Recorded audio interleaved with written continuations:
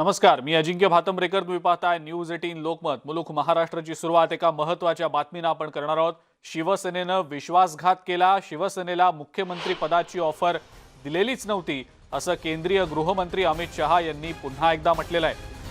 निवडणूक फडणवीसांच्या नेतृत्वाखाली झाल्या. फडणवीसच मुख्यमंत्री होणार असंही ठरलेलं होतं. मोदींमुळेच लोकसभा आणि विधानसभेत शिवसेनेचा विजय झाल्याचंही अमित शहांनी म्हटलंय. प्रचाराच्या बॅनरवर मोदींचाच फोटो असायचा. निवडणूक फडणवीसांच्याच नेतृत्वाखाली झाली, त्यामुळे फडणवीसच मुख्यमंत्री होणार असं ठरलेलं होतं. शिवसेनेला मुख्यमंत्री पदाची ऑफर दिलेली नव्हती याचा पुनरुच्चार अमित शहा यांनी केलेला आहे.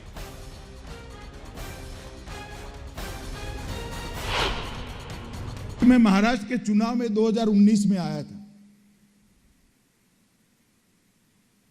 मैं खुद उस वक्त शिवसेना के साथ जो संवाद हुआ मैंने खुद ने किया है और मैं फिर से आज कहना चाहता हूं कि उस वक्त तय हुआ था कि देवेंद्र फडणवीस के नेतृत्व में चुनाव लड़ा जाएगा और मुख्यमंत्री भारतीय जनता पार्टी. मुकर गए. सत्ता के लिए हिंदुत्व के साथ समझौता कर लिए. दो पीढ़ी से जिनके सामने लड़ते थे उनकी गोदी में बैठ गए और कहते थे हमने तो कहा ही नहीं है. वो कह रहे हैं कि मैं झूठ बोल रहा हूं. चलो भैया, एक सेकंड के लिए मान रहे हैं, मगर आपकी सभा के पीछे जो बैनर लगते थे ना, उसमें आपके फोटो की और मोदी जी के फोटो की साइज जरा देखना. आपकी 1/4 थी. हर भाषण में आपको मोदी जी का नाम देना पड़ता था. आपकी उपस्थिति में मैंने और मोदी जी ने दोनों ने कहा था कि देवेंद्र फडणवीस के नेतृत्व में चुनाव लड़े हैं और एनडीए जीतने के बाद देवेंद्र फडणवीस मुख्यमंत्री बने.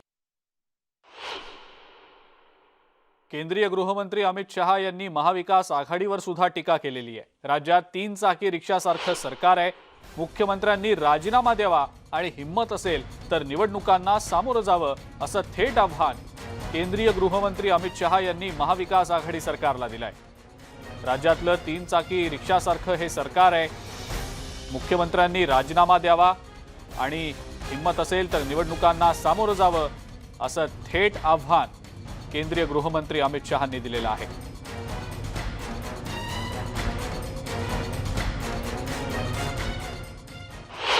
मैं आज भी कहना चाहता हूं, अगर हिम्मत है इस्तीफा दीजिए. कर दो 2-2 हाथ. तीनों लोग एक साथ में लड़ने के लिए आइए. भारतीय जनता पार्टी का कार्यकर्ता तैयार बैठा है. महाराष्ट्र की जनता भी हिसाब किताब करने के लिए तैयार बैठी. इस प्रकार से सिद्धांत विहीन राजनीति किसी भी राज्य की सरकार पसंद नहीं करती.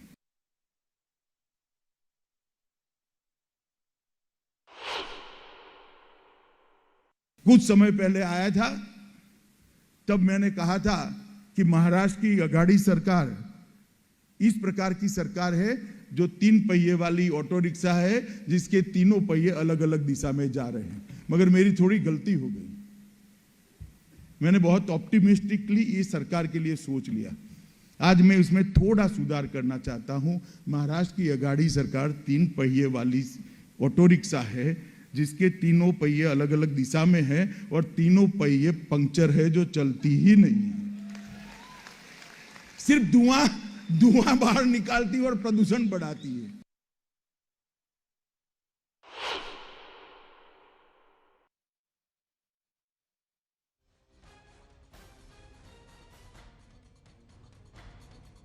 तर आपण पाहिलं, पुण्यातल्या कार्यक्रमामध्ये अमित शहांनी शिवसेनेवर आणि महाविकास आघाडीवर हल्लाबोल केलेला आहे. हिम्मत असेल तर निवडणुकांना सामोरं जा असं थेट आव्हान त्यांनी मुख्यमंत्र्यांना दिलेलं आहे. याच संदर्भात आपण प्रतिक्रिया जाणून घेणार आहोत. शिवसेनेचे खासदार अरविंद सावंत आहेत सध्या आपल्यासोबत फोन लाईनवरनं. सावंत साहेब, स्वागत आपलं न्यूज 18 लोकमतमध्ये. गृहमंत्री अमित शहांनी महाविकास आघाडीवर टीका केलेली आहे. मुख्यमंत्र्यांना थेट आव्हान दिलंय की हिम्मत असेल तर निवडणुकांना सामोरं जा. आपली या संदर्भातली पहिली प्रतिक्रिया. पहिली गोष्ट, बरंच काही बोलले तसं ऐकतो मी, मला ऐकायला मिळालेलं नाही. पर मी या असल्या आव्हानांना काही म्हणजे कधीही असली आव्हानं स्वीकारतो आम्ही. हां हां ते असलं काय म्हणजे काय करायचं, तुम्ही आव्हानं द्या आणि आम्ही असलेली सत्ता राजीनामा द्या. हा. ते तुमच्याचकडनं शिकलो हो आम्ही. तुम्ही सोडता का कुठला राजकारण? तुम्ही सोडा देशाची सत्ता. बघा तुम्हाला देशात कुठे ठेवतात का लोक? तुम्ही जे छळताय ना आता संबंध देशाला, महागाईने देश व्यापलेला आहे, बेरोजगारीने व्यापलेला आहे, तुमचं नोटबंदी, तुमची टाळ्या वाजवणं, तुमच्या थाळ्या वाजवणं, हैराण झालेत लोक. त्यामुळे तुम्ही हिंमत असेल तर तुम्हीच देशाचं सरकार सोडा आणि निवडणुका घ्या. पुन्हा सत्तेत येता का बघा. तुम्हाला बंगालने धडा शिकवलाय आता. सावंतसाहेब अमित धड्यातनं शहा असं अजूनही म्हणतायत. शहाणपण आलं नसेल, हा. त्या धड्यातनं शहाणपण आलं नसेल तर महाराष्ट्रात येऊन आपली पाजळायची गरज नाही बरं का. महाराष्ट्र बरोबर चाललेला आहे आणि उत्तम सुरू आहे महाराष्ट्राचा कारभार. बर सावंतसाहेब, अमित शहा असं पण म्हणतायत की शिवसेनेनं विश्वासघात केलाय, मुख्यमंत्री पदासंदर्भातलं आश्वासन दिलेलं नव्हतं, फडणवीसांच्या नेतृत्वाखालीच निवडणुका लढवल्या गेल्या, त्यामुळं तेच मुख्यमंत्री होणार हे निश्चित होतं. मग आता या संदर्भात शिवसेनेची काय भूमिका असणार आहे? मला वाटतं आदरणीय उद्धवजींनी एक पवित्रता पाळली मित्रत्वाची आणि गोपनीयतेची. हा. ही गोपनीयता आणि पवित्रता त्यांच्या घरामध्ये मातोश्रीमध्ये साहेबांच्या कक्षात झाली म्हणून ते गप्प राहत होते, कारण त्यांना माहित होतं की हे आपण मान्य केलेलं आहे. हा.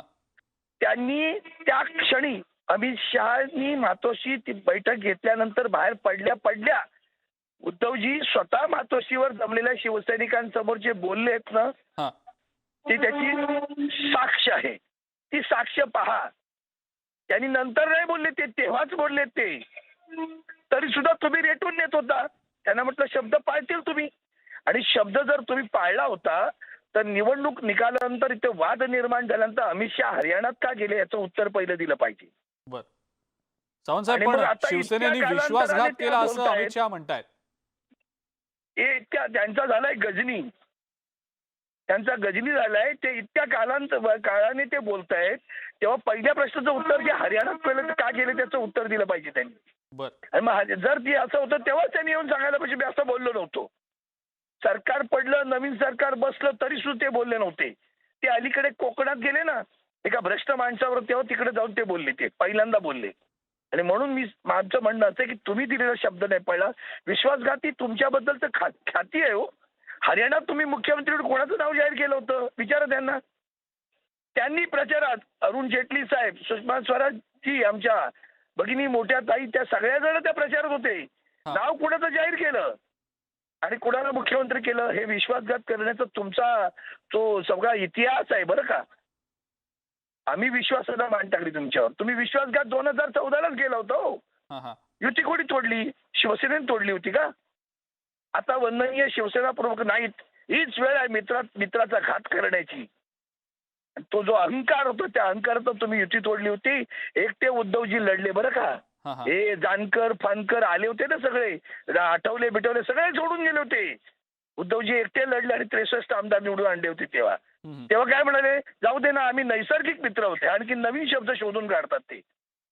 आमच्या एकनाथ शिंदे विरोधी पक्षात बसले होते की, विरोधी पक्षाचे नेते म्हणून झाले होते, पाया पडत आले. आवाजी मतदानाने केलं बरं सरकारचं बहुमत सिद्ध केलं.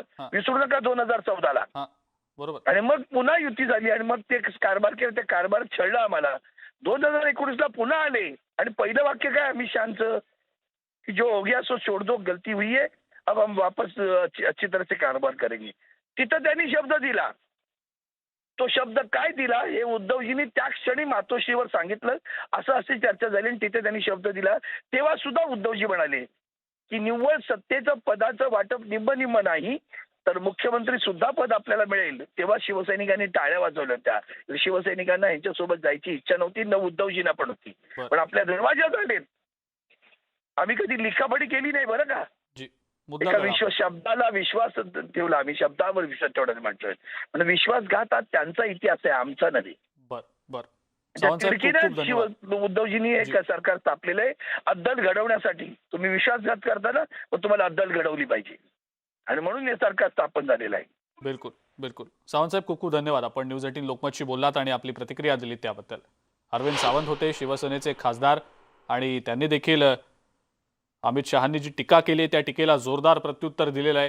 पण पुण्यातल्या कार्यक्रमामध्ये अमित शहांनी महाविकास आघाडीवर, शिवसेनेवर, मुख्यमंत्र्यांवर थेट हल्लाबोल केलेला आहे. महाविकास आघाडी सरकारला थेट आव्हान दिलंय, हिम्मत असेल तर मुख्यमंत्र्यांनी राजीनामा द्यावा आणि निवडणुकांना सामोरं जावं असं थेट आव्हान केंद्रीय गृहमंत्री अमित शहा यांनी महाविकास आघाडीला आणि मुख्यमंत्र्यांना दिलेलं आहे. शिवसेनेनं विश्वासघात केल्याचं अमित शहा म्हणालेले आहेत. याच संदर्भात आपण आता आणखी प्रतिक्रिया जाणून घेणार आहोत. माणिकराव ठाकरे आपल्या सोबत आहेत सध्या फोन लाईनवरनं. त्यांची प्रतिक्रिया आपण जाणून घेऊया. माणिकरावजी, आपलं स्वागत न्यूज 18 लोकमतमध्ये. केंद्रीय गृहमंत्री अमित शहांनी महाविकास आघाडीवर जोरदार हल्लाबोल केलाय, टीकेची राळ उठवलेली आहे. आत्ता मुख्यमंत्र्यांनी राजीनामा द्यावा आणि हिम्मत असेल तर थेट निवडणुकीला सामोरं जावं असं त्यांचं थेट आव्हान आहे. आपली या संदर्भातली पहिली प्रतिक्रिया. सततचं महाराष्ट्रातील गव्हर्नमेंट पाडण्याच्या संदर्भामध्ये यांनी अनेक प्रयत्न करूनही त्यांना यश आले नाहीत. त्यामुळे वैफल्यातून हे बीजेपीचे नेतृत्व जे आहे ते असे स्टेटमेंट करतायत. राज्यामधले फडणवीस जे असो, त्यांचे पाटील अध्यक्ष असो, की आता अमित शहा आणि त्याच्यापेक्षा काही वेगळी पोळी वाजवलीत असं वाटत नाही. आणि अशाच प्रकारचे स्टेटमेंट देऊन त्या ठिकाणी कुठेतरी संयुक्त सरकार बरोबर चाललेलं नाही आहेत. अशा प्रकारच्या ज्या काही प्रतिक्रिया स्टेटमेंट त्यांच्यामधून येत आहेत ते वैफल्याने ग्रस्त झालेले आहेत. त्यांना माहीत होऊन गेलेलं आहे की हे सरकार पडणार नाही आहेत आणि 5 वर्ष हे सरकार चालणार आहे. त्याच्यामुळे त्याच्यातून त्यांच्या प्रतिक्रिया येत आहेत. त्याला काही फार महत्व देण्याची गरज आहे असं मला वाटत नाही. बरं, पण माणिकरावजी, महाविकास आघाडीवर थेट टीका करतायत. ते म्हणतायत 3 चाकी रिक्षा आहेत, 3 चाकं वेगवेगळ्या दिशेला आहेत आणि ती चाकं सुद्धा पंक्चर झाली आहेत. नुसता धूर निघतोय आणि त्यामुळे प्रदूषण होत आहे असं अमित शहा म्हणतायत. त्यामध्ये त्याला काय उपाय द्यायची तो त्यांचा भाग आहे. काय विरोधासाठी विरोध करायचा म्हणून अशा प्रकारची स्टेटमेंट ते देत आहेत. अत्यंत चांगल्या प्रकारचं 3 पक्षाचं सरकार चाललेलं आहे उद्धवजी ठाकरे यांच्या नेतृत्वाखाली आणि ते चाललेलं त्यांना पाहवत नाही आहे. त्यांना जी आशा होती मोठे की बीजेपी या ठिकाणचं सरकार पडेल आणि परत बीजेपीचे मुख्यमंत्री त्या ठिकाणी होईल, ही त्यांची आशा आता पूर्णपणे मावळलेली आहेत. आणि त्या वैफल्यातूनच अशा प्रकारचे स्टेटमेंट त्यांचे येत आहेत. त्यांचे सगळे नेतृत्व सगळी हे बोलायला लागली आहेत. काही दिवसापूर्वी काही दिवसामध्ये ते सरकार जाणार आहेत, महिन्यामध्ये जाणार आहे, काही दिवस सुद्धा मोजायला लागले होते चंद्रकांत पाटील. अशा प्रकारे त्यांनी सगळे प्रयोग करून पाहिले पण ते यशस्वी झालेले नाही आहेत. आणि अत्यंत चांगल्या पद्धतीने सरकार प्रत्येक विषयाच्या संदर्भामध्ये अत्यंत चांगले निर्णय घेत आहेत. जनमानसामध्ये सरकार हे प्रसिद्ध आहे. उद्धवजी ठाकरे ज्या संयम आणि ह्या सगळ्या प्रकरणाला सामोरे जात आहेत, वेगवेगळे संकट राज्यावर आलीत परंतु सगळ्यांना संयमाने जात आहेत आणि त्याच्यातून यांच्या आक्रस्ताळीपणे ज्या पद्धतीने यांची स्टेटमेंट येत आहेत बीजेपीची, त्याच्यावरून यांचं लक्षात येतं की आता यांच्या आशा पूर्णपणे मावळलेल्या आहेत. त्या माध्यमातून आता सरकार पडण्याचं ते बोलत नाही आहेत. आता ते फक्त वैफल्यग्रस्त आहे म्हणजे आणि त्याच्यामधून अशा प्रकारे तिन्ही पक्षाबद्दलचे त्यांनी गरळ ओकणं याच्यापेक्षा वेगळी काही त्याला संज्ञा देता येणार नाही. आणि हे सगळं त्यांना फिडिंग झालं असेल राज्यामधून की वैफल्यग्रस्त आहे तर सरकार बरोबर नाही, हे नाही, तुम्ही असं काहीतरी बोलून जा. राज्याच्या नेतृत्वाने दिल्ली त्यांना म्हणजे टीप आहे तशा प्रकारच्या आधारावर त्यांनी हे अशा प्रकारे स्टेटमेंट केलं आहे. परंतु त्यांनाही कळून चुकलंय की ते आता सरकार हे 5 वर्षापर्यंत चांगल्या पद्धतीनं चालेल, आपलं आता बीजेपीचं काहीही चालणार नाहीत हे त्यांना कळून चुकलेलं आहे. बिलकुल. माणिकरावजी, खूप खूप धन्यवाद. आपण न्यूज 18 लोकमतशी बोललात आणि आपली प्रतिक्रिया दिली त्याबद्दल. केंद्रीय गृहमंत्री अमित शहा यांनी राजकीय घराणेशाहीवर सुद्धा बोट ठेवलेलं आहे. बूथ कार्यकर्ता ते राष्ट्रीय अध्यक्ष हे फक्त भाजपामध्येच होऊ शकतं असं अमित शहा यांनी म्हटलंय. भाजपच्या कार्यकर्त्यांना संबोधित करताना अमित शहांनी हे वक्तव्य केलंय. गुजरात की साबरमती विधानसभा के बूथ नंबर 263 का 1981 में मैं बूथ का अध्यक्ष था और वहीं से मेरे जीवन की कैरियर की शुरुआत हुई. और मैं आज सभी को कहना चाहता हूं कि समग्र विश्व भर की राजनीतिक पार्टी में और देश में रजिस्टर्ड 1650 राजनीतिक पार्टियों में केवल और केवल एक भारतीय जनता पार्टी ऐसी है जिसका बूथ का अध्यक्ष देश का राष्ट्रीय अध्यक्ष बन सकता है. वो भारतीय जनता पार्टी के अलावा कहीं नहीं. ना मेरे परिवार का कोई राजनीतिक बैकग्राउंड है. भारतरत्न डॉक्टर बाबासाहेब आंबेडकर यांनी देशाचं संविधान लिहून या देशाला आकार दिला. त्यांनी देशाच्या विकासात मोठं योगदान दिलं. मात्र काँग्रेसनं त्यांच्या हयातीत आणि नंतर सुद्धा त्यांचा सातत्यानं अपमान केला, अशी घणाघाती टीका केंद्रीय गृहमंत्री अमित शहा यांनी काँग्रेसवर केली आहे. अमित शहा यांच्या हस्ते छत्रपती शिवाजी महाराजांच्या पुतळ्याच्या पायाभरणीचा कार्यक्रम पार पडला आणि सोबतच डॉक्टर बाबासाहेब आंबेडकर यांच्या पुतळ्याचं लोकार्पण सुद्धा करण्यात आलं. काँग्रेसची सत्ता असताना त्यांना भारतरत्न दिला गेला नाही. देशातल्या जनतेला बाबासाहेबांचं काम आणि त्यांची थोरवी कळू नये म्हणूनच काँग्रेसनं कधीच संविधान दिवस साजरा केला नाही. पंतप्रधान नरेंद्र मोदी यांनी सत्तेवर येताच संविधान दिवस साजरा करायला सुरुवात केली, असं म्हणत गृहमंत्री अमित शहा यांनी काँग्रेसवर हल्लाबोल केलाय. पूरा जीवन अपमान, अवहेलना, यातना झेली, कितनी कटुता सही, मगर संविधान के निर्माण में कहीं कटुता का दर्शन नहीं हुआ. सब समाज को साथ में रखकर कैसे देश का उत्थान हो सकता है, इसका एक डॉक्यूमेंट बनाया जो हमारा पवित्र संविधान है. और ऐसे आंबेडकर जी को उनके जीवन काल में और उनके मृत्यु के बाद भी अपमानित करने का एक भी मौका कांग्रेस पार्टी ने नहीं छोड़ा, एक भी मौका नहीं छोड़ा. आंबेडकर जी को भारत रत्न तभी मिला जब गैर कांग्रेसी सरकार थी. मुलुख महाराष्ट्रामध्ये वेळ झाली एका ब्रेकची. बघत रहा न्यूज 18 लोकमत.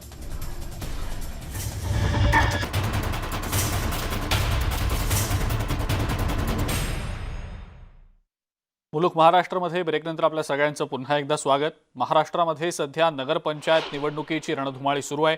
नगरपंचायत निवडणुकीचा प्रचार अंतिम टप्प्यात आलेला असताना या प्रचारादरम्यान विरोधक आणि सत्ताधारी एकमेकांवर घणाघाती टीका करताना दिसतायत.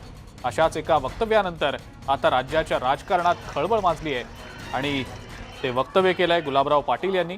गुलाबराव पाटील यांनी बोदवड नगरपंचायत निवडणुकीसाठी आयोजित प्रचार सभेत भाषण करताना आपल्या मतदारसंघातले रस्ते हे हेमा मालिनींच्या गालांसारखे केल्याचं म्हटलंय.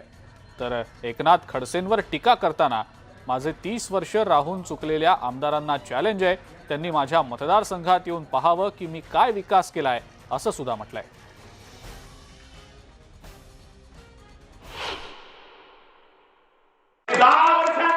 देशाचं चित्र बदललं, राजपूर्वी गाणं बदलून टाकलं, राम तेरी गंगा मैली. 30 वर्षापासून तेच पिक्चर पाहिलं तरी बोर होत नाही. हा नवा हिरो जिला टीका घ्यायचा हिरो आहे. आम्ही धोकेबाज नाही, आम्ही गद्दार नाही. आम्ही कोण आहे? आमचा बाप दादा खापर पंजोबा सुद्धा ग्रामपंचायतला मेंबर नव्हता. बाप देने की गोदड़ी और सपने में आगे खाट. माझं चॅलेंज आहे 30 वर्ष राहिलेल्या आमदाराला या माझ्या धरणगावला. जर हेमा मालिनीच्या गालासारखे रोड नसले तर राजीनामा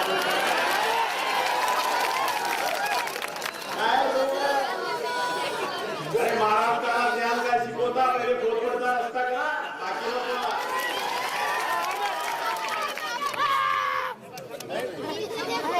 मी गेल्यानंतर आता रेट वाढत नाही.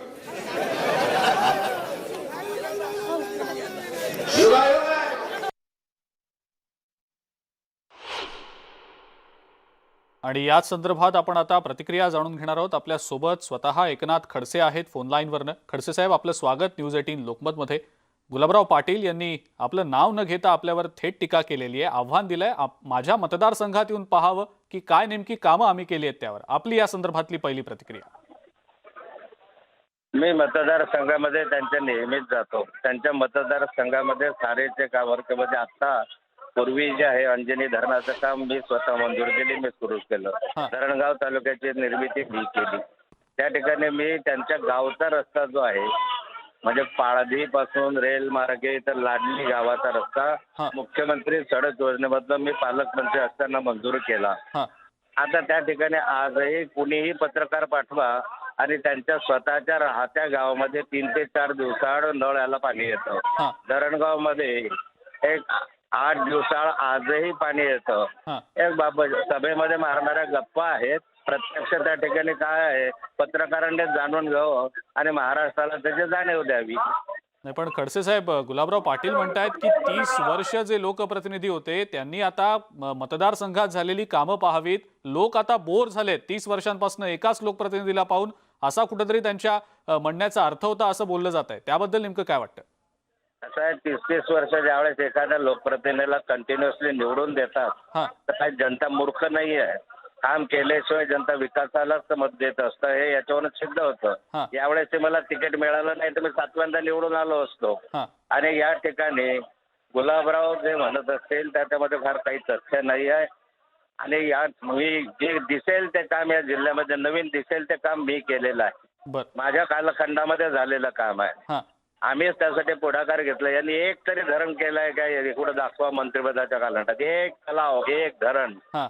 या जिल्ह्यामधले सारेचे सारे धरणं अलीकडच्या कालखंडामध्ये जे झालेले आहेत हा. ते आमच्या कालखंडात झाले. इंजिनिअरिंग कॉलेज आमच्या कालखंडामध्ये झालं. हा. प्रत्येक तालुक्याला ITI आमच्या तालुक्यात झालं. या जिल्ह्यामध्ये धरणगावाने मुक्ताईनगर तालुक्याचे, बोदवड तालुक्याचे निर्मिती जे आहे ते आमच्या कालखंडात झालं. हैदराबादचं मुक्ताईनगर नाव आमच्या कालखंडामध्ये माझ्या पालकमंत्रीपदाच्या कालखंडात झालं. हा. शेकडो किलोमीटरचे रस्ते, फ्लायओव्हर, ब्रिज वगैरे हे आमच्या कालखंडामध्ये सुरू केले. आणि काय धरण बनले, कुठले ITI उघडले, कुठलं इंजिनिअरिंग कॉलेज केलं. मग आपल्या अल्पसंख्याकांसाठी इंजिनिअरिंग कॉलेज महाराष्ट्रामधलं पहिलं हा. हा. या जळगाव जिल्ह्यात आमच्या कालखंडामध्ये आम्ही सुरू नाही, केलं. बरोबर आहे खडसे साहेब, आपण हे सगळं सांगताय बरोबर आहे, पण आणखीन एक वक्तव्य त्यांनी केलंय. ते म्हणतायत की माझ्या मतदारसंघातले जे रस्ते आहेत हेमा मालिनींच्या गालांसारखे गुळगुळीत आहेत. या वक्तव्याबद्दल आपल्याला काय वाटतं? कारण या वक्तव्यावर आता राज्यभरातनं टीका होतीये. महिलेविषयी अशा स्वरूपाचे शब्द वापरणं हे असभ्यपणाचं लक्षण आहे. हे सभ्यतेचं लक्षण नाही आहे. या ठिकाणी महिलांच्या बाबत अशा स्वरूपाचे शब्द वापरणं एक प्रकारे त्यांचा अपमान केलेला आहे. महिला वर्गाचा अपमान केलेला हा. आहे. याबाबत गुलाबराव पाटलांनी दिलगिरी व्यक्त केली उभ्या महाराष्ट्रामध्ये. बर. केली पाहिजे. बिलकुल. खडसे साहेब, आणि आपण 3 पक्ष महाविकास आघाडीमध्ये आहात, एकत्र आहात, सरकार 3 पक्षांचं आहे. अशा परिस्थितीमध्ये, अशा घडामोडी असताना स्थानिक राजकारणाला बघून अशा प्रकारची टीका करणं योग्य असं वाटतं आपल्याला व्यक्तिशः? मला असं काही ठिकाणी संयम बाळगण्याची आवश्यकता आहे. ज्यावेळेस 3 पक्षांचं सरकार असतं तर कुरबुरिया चालू राहणार आहे. बर. परंतु टोकाची एकमेकांवर टीका केल्यामुळे त्याच्यामधून उलट तणावाचं वातावरण निर्माण होतं. पण या स्थानिक स्वराज्य संस्थांच्या निवडणुकांमध्ये हा. 4ही पक्ष वेगवेगळे लढतात, 3ही पक्ष वेगवेगळे लढून राहिलेले या ठिकाणी. हा. आणि त्यामुळे स्वाभाविकता एक दुसऱ्यावर टीका करत असताना संयम बाळगला पाहिजे. बिलकुल. खडसे साहेब, एक शेवटचा प्रश्न विचारतो. केंद्रीय गृहमंत्री अमित शहा सध्या महाराष्ट्राच्या दौऱ्यावर आहेत. पुण्यातल्या एका कार्यक्रमात बोलताना त्यांनी महाविकास आघाडी सरकारवर टीका केली आहे.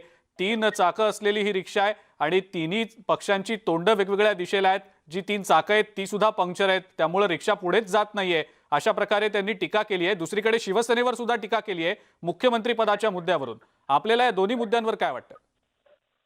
मला वाटतं 32 पक्षांचं सरकार माननीय अटलजींनी या ठिकाणी चालवलं. हा. तो 32 चाकांचा मोठा ट्रक होता. तो नीटपणे अटलजींनी 5 वर्ष चालवला ना. ही तर 3 चाकांची आहे रिक्षा. ते चालणार आहे, काय काळजी करू नका. अमित जी शहा हे भारतीय जनता पार्टीचे नेते आहेत. हा. त्यामुळे स्वाभाविकता हे सरकार जे आहे ते भाजपच्या विरोधामध्ये निवडून आलेल्यांचं सरकार आहे. हा. त्यामुळे या सरकारचे ते वाहवा कधीच करणार नाही, तो करू पण शकणार नाही.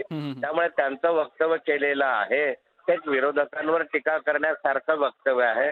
त्यामुळे सरकार चालणार आहे. 32 पक्षाचं सरकार जर अटलजी चालवू शकतात तर 3 पक्षाचं सरकार उद्धवजी का नाही चालू शकणार?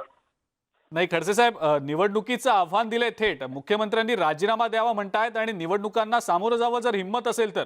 हे आव्हान खरंच महाविकास आघाडी सरकार स्वीकारणार आहे का, किंवा त्या अनुषंगानं काय प्रतिक्रिया द्यावीशी वाटते आता? अहो, त्यांनी राजीनामा द्यावा मागितला आणि आम्ही द्यावा. अहो, जनतेनं शेवटी तिघांना निवडून दिलं नाही की हेच याच माननीय अमित शहांचे देवेंद्र फडणवीस हेच अजितदादांबरोबर सरकार बनवायला तयार झाले होते. उभ्या महाराष्ट्रानं पाहिलेलं आहे. हा. सत्तेसाठी हे आता जे करतायत ना त्यांच्या सत्तेसाठी हे इकडच्या तिकडे करायला लागल्यामुळे तडफाडा व्हायला लागलाय की महाराष्ट्रासारख्या मोठ्या राज्याची सत्ता हा. ही आपल्याकडे नसून दुसऱ्याकडे आहे याचं दुःख याच्या वेदना त्यांच्या मनामध्ये आज दिसत आहे. बर परंतु जे आहे सरकार चाललं आहे हे सरकार 3 दिवसात पडणार, 3 महिन्यात पडणार, वर्षभरात पडणार. मी पुन्हा येईल, तुम्ही पुन्हा येणार नाही, हे सरकार काही पडणार नाही. बिलकुल. खडसे साहेब, खूप खूप धन्यवाद. आपण न्यूज 18 लोकमतशी बोललात आणि या इतक्या सगळ्या महत्त्वाच्या मुद्द्यांवर आपली प्रतिक्रिया दिलीत त्याबद्दल. एकनाथ खडसे होते आपल्यासोबत फोन लाईनवरनं. हेमा मालिनींच्या संदर्भात जे वक्तव्य केलं गुलाबराव पाटील यांनी, या संदर्भात त्यांनी राज्यासमोर दिलगिरी व्यक्त करावी असं एकनाथ खडसे यांनी म्हटलेलं आहे. आणि ज्या पद्धतीनं अमित शहा यांनी टीका केली आहे महाविकास आघाडी सरकारवर, त्या टीकेसंदर्भात देखील एकनाथ खडसेंनी प्रत्युत्तर दिलंय.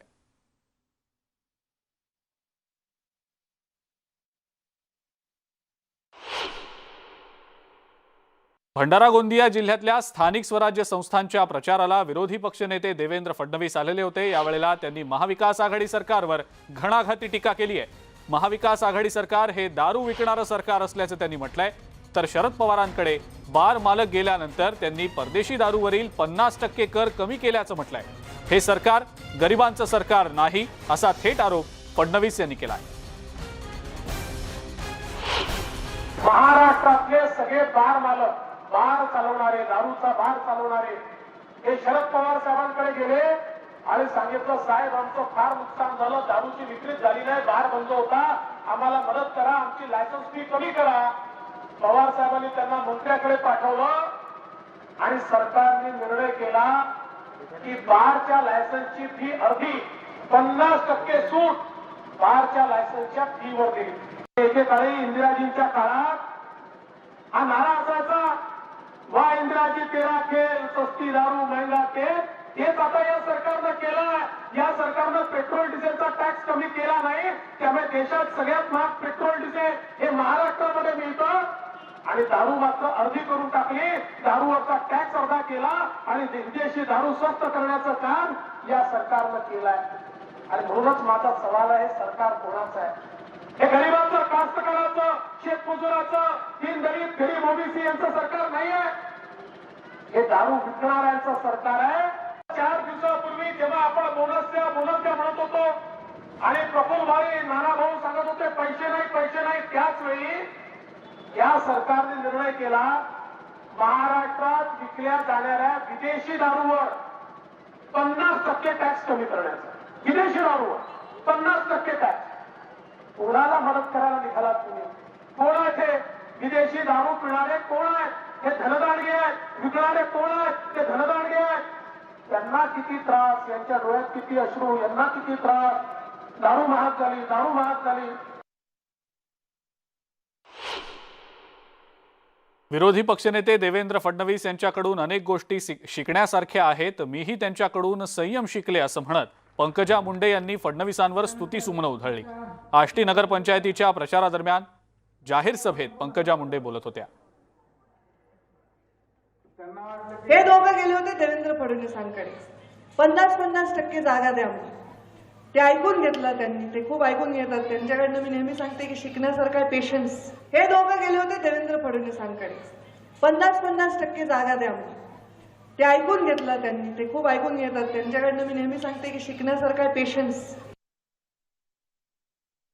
राज्य सरकारला 2 वर्ष पूर्ण झाली आहेत, तर दुसरीकडे भाजपचे नेते सरकार पाडण्याबद्दल भाकीत वर्तवत आहेत. आणि आता भाजपच्या नेत्या आणि माजी महिला आणि ग्रामविकास मंत्री पंकजा मुंडे यांनीही महाविकास आघाडी सरकारबद्दल एक भाकीत केलाय.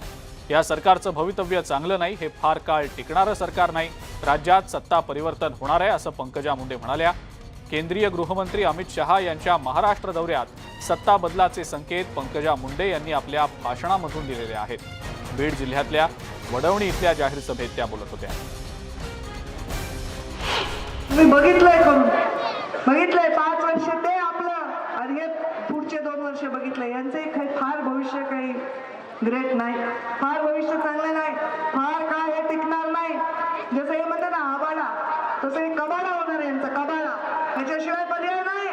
म्हणून आपल्याला आजच्या या सभेला जरी नगरपंचायतची निवडणूक आहे तर याला विधानसभेचं रूप आलंय. साताऱ्यात शिवेंद्रराजे आणि उदयनराजे यांच्यात आरोप प्रत्यारोपांचा सामना रंगलाय। शिवेंद्रराजेंच्या टीकेला उदयनराजेंनी देखील आता प्रत्युत्तर दिलंय। आम्ही नारळ वाढवून जनतेची चांगली कामं करतो, मात्र तुम्ही तर लोकांची घरच फोडण्याचं काम करता, अशी घणाघाती टीका उदयनराजे भोसले यांनी केली आहे। लोकांची घरं फोडण्यापेक्षा आमची नारळ फोडून लोकांची कामं करणारी गँग केव्हाही चांगली, असंही उदयनराजे म्हणाले। काही दिवसांपूर्वी शिवेंद्रराजेंनी उदयनराजेंवर टीका करताना उदयनराजेंची गँग म्हणजे नारळ फोड्या गँग असा उल्लेख केलेला होता। वय वाढलं पण बुद्धी लहान मुलापेक्षा कमी होत गेली आणि मग नारळ फोडी गँग। हो, सार्थ अभिमान आहे का? तर आम्ही काम करतो, लोकांच्या हिताचे काम, लोकांना जे त्यांना अपेक्षित आहे, त्यांनी जो विश्वास आमच्यावर दर्शवलाय त्याला पात्र राहणं आमचं कर्तव्य आहे। आणि त्या हिशोबाने आम्ही आजपर्यंत वाटचाल केली, कामं केले, म्हणून आम्ही नारळ फोडतो। एवढ्या पर्सनल लेवलला खरं तर जाणं मी माझ्या लेवलच्या कमी समजतो, पण फार वैयक्तिक पातळीवरती दिशाहीन झालेले, अत्यंत संकोचित वृत्तीचे असणारे काय लोक असतात, त्यामुळे त्यांच्याकडनं फार अपेक्षा करणं म्हणजे त्यांच्यावरती अन्याय केल्यासारखं होतं। गोवा मुक्ती दिनाचा हिरक महोत्सव पणजीसह संपूर्ण राज्यभरामध्ये मोठ्या दिमाखात साजरा करण्यात आला। यावेळेला पंतप्रधान नरेंद्र मोदी यांनी या मुक्ती दिनाच्या निमित्तानं गोव्यामध्ये हजेरी लावत गोव्यातल्या जनतेला संबोधित केलं। वेगवेगळ्या प्रकल्पांचं गोव्यामध्ये पंतप्रधान मोदींच्या हस्ते अनावरण करण्यात आलं। यावेळेला मोदींनी गोव्यासाठी 60व्या मुक्ती दिनाच्या निमित्तानं तब्बल 600 कोटी रुपयांच्या प्रकल्पांचा शुभारंभ केल्याचा दावा केलाय। यात आग्वाद किल्ल्यातील संग्रहालय, गोवा मेडिकल कॉलेजमधील सुपर स्पेशालिटी ब्लॉक, दक्षिण गोव्यातील नव्या जिल्हा रुग्णालयासह मोपा विमानतळातील कौशल्य विकास केंद्र आणि दवर्ली नावेलीसह मडगावातल्या गॅस इन्सुलेटेड उपकेंद्राचं सुद्धा त्यांनी उद्घाटन केलं। उत्तर प्रदेशातल्या लखनौमध्ये सध्या सहकार भारतीचं राष्ट्रीय अधिवेशन सुरू आहे। या ठिकाणी सहकारी मेळ्याच्या निमित्तानं अनेक स्टॉल्स उभारले गेलेत। त्यापैकीच महिला सबलीकरण आणि आत्मनिर्भर भारत अंतर्गत सिंपल देसी हा महाराष्ट्रीयन स्टॉल सध्या सगळ्यांचंच लक्ष वेधून घेतोय। कसा आहे हा स्टॉल आणि सिंपली देसीच्या अध्यक्ष मधुबाला साबू यांच्याशी संवाद साधलाय आमचे प्रतिनिधी प्रशांत लीला रामदास यांनी। उत्तर प्रदेशची राजधानी लखनौमध्ये सहकार भारतीचं राष्ट्रीय स्वयंसेवक संघाच्या संबंधित असलेलं सहकार भारतीचं राष्ट्रीय अधिवेशन होत आहे। सजलेला आहे पूर्ण मंच। जर बघितला आपण तर मंचावरती असणार आहे योगी आदित्यनाथ, त्यानंतर केंद्रीय सहकार मंत्री आणि गृहमंत्री अमित शहा। जर बघितलं तर सुंदर अशा सुबक अशा रांगोळ्या देखील काढलेल्या आहेत। बिना संस्कार नाही सहकार, म्हणजे संस्काराशिवाय सहकार होऊ शकत नाही, बिना सहकार नाही उद्धार। जर सहकार हवा असेल तर सहकाराच्या माध्यमातून उद्धार होऊ शकतो। जर सहकार चळवळ मजबूत झाली तरच देशाचा आणि सर्वसामान्य नागरिकांचा उद्धार होऊ शकतो। अशा प्रकारचे घोषवाक्य जरी इथे लिहिले असेल तरी सहकार भारती जी आहे हे राष्ट्रीय स्वयंसेवक संघाच्या संबंधित संघटना आहे। आणि या सगळ्या पार्श्वभूमीवर जर बघितलं आपण, महत्त्वाचं म्हणजे इकडे जर बघितलं तर शेकडोच्या संख्येनं प्रतिनिधी हे देशभरातून आलेले आहेत। महाराष्ट्रातून जवळपास 300पेक्षा जास्त प्रतिनिधी आलेले आहेत। पंजाब आहे, कर्नाटक आहे, उत्तर प्रदेश आहे, या सगळ्या राज्यातून इथे प्रतिनिधी आलेले आहेत। आणि या प्रतिनिधींच्या समोरच गेल्या वेळी राजस्थानमध्ये पुष्करमध्ये हे अधिवेशन झालं होतं, त्यानंतर आता इथे लखनौमध्ये हे राष्ट्रीय अधिवेशन होत आहे। आणि जर महत्त्वाचं म्हणजे जर बघितलं उत्तर प्रदेशामध्ये निवडणुका देखील आहे। लखनौवरून व्हिडिओ जर्नलिस्ट सतीशसह प्रशांत रामदास, न्यूज 18 लोकमत। आणि या सगळ्या महत्त्वाच्या घडामोडींसोबतच मुलूक महाराष्ट्रामध्ये वेळ झाली इथंच थांबण्याची। जाता जाता महत्त्वाचं आवाहन, कोरोना प्रतिबंधक नियमांचं पालन करा, घराबाहेर पडताना मास्क लावायला विसरू नका, सोशल डिस्टन्सिंग पाळा आणि सॅनिटायझरनं हात वारंवार स्वच्छ करा। बघत रहा न्यूज 18 लोकमत।